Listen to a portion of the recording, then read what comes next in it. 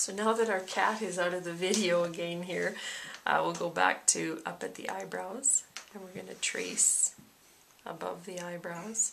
Again, heading out to the soft region where the sphenoid bone is, just lateral to the eyes.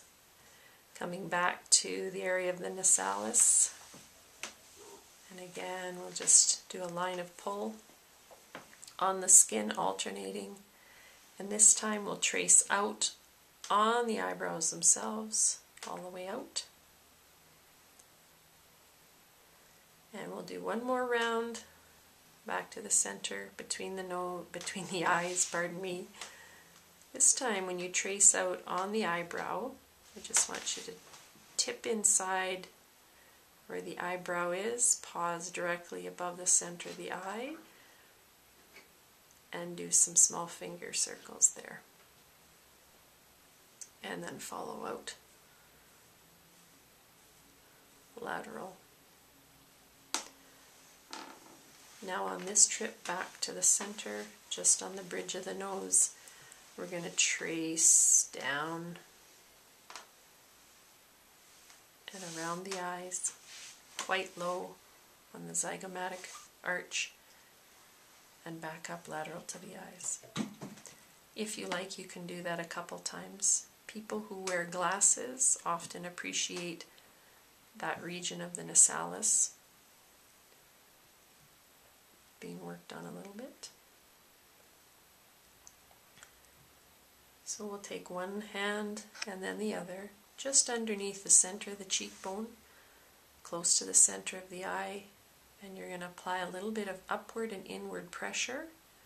It can be quite tender, and the person I'm working on has braces, so I'm going to have to be even a little bit more aware that we don't want to apply a lot of pressure in general for those people especially. Good. One hand and the other. We are aiming for just lateral to each nostril. You're going to pull out and then press down and in a little bit on both sides. Little small circles for about 10 to 15 seconds. And then if you like, you can reconnect back out to temple area and right up into the temporalis now. You can spend a few moments there. Tension type headaches relating to tension in the temporalis really do benefit from some detailed work there. You can do trigger point work there as well.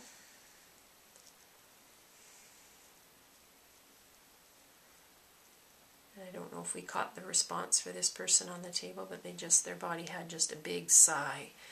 And that often can happen with work to the face and head. So those would be the kind of cues you'd watch for, that they're in a more of a relaxed state, which is good. So now what I've done as I'm chatting is I've tipped underneath the mandible to the region where we're going to have a number of muscles that get very much ignored, digastric being one of them. And so all that I'm doing is very gently, you can do this one side or both. It's quite tender and you need to give a little bit of a pause, but I'm just hooking my fingers underneath the mandible momentarily, so little fingertip compressions one side. Allow for some swallowing as well too in between. Doing okay? And then you can trace the mandible up. I've ended up just underneath the lateral part of the zygomatic arch. And Abby, I'll just get you to clench your teeth together. Okay, so now I'm going to search for, there's the masseter, and then you can just release off again. And we'll do some fingertip kneading there again. She has braces, so I don't want to press too hard in there, but it's people who don't, you can spend a lot of time working that muscle, which has usually got some tightness to it. Now we're going to again return to the temporalis, reconnect there, And now we'll go to the front of the ear and the temporomandibular joint region, and we'll do a bit of tracing around the ear. So you're starting at the front, coming up and around, following in behind fairly close right to the mastoid process in behind. I just happen to be using my middle fingers, but you can certainly use your index fingers to do that. That's fine as well too. A few tracings. Again, people who wear glasses, this is often an area where the tissues are quite tight, so this can often feel quite good. The last thing then that we'll do is we're going to start at the earlobes. So ideally your participant should not have any earrings in. And we're doing a little bit of a spreading or opening of the cartilage of the ear. Some books will describe it as unrolling the ear. And again, gently, can have quite a bit of tenderness to it. So you want to just go slowly on that. And then if you would like, you can finish off with some effleurage. If you've already worked on their neck, which chances are you have, this would just be reconnecting everything here.